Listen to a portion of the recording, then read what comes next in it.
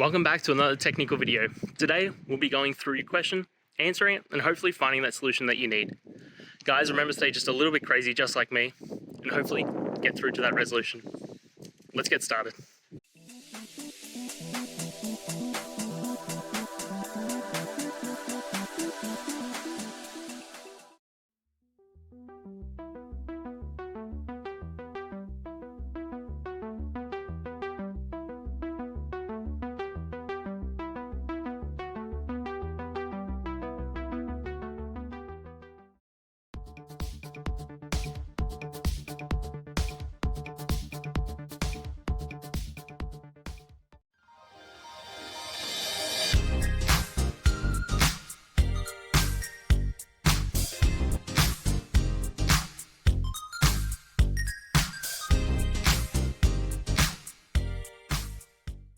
And that's it, guys. I hope this video helped answer your question and you found that answer that you're looking for.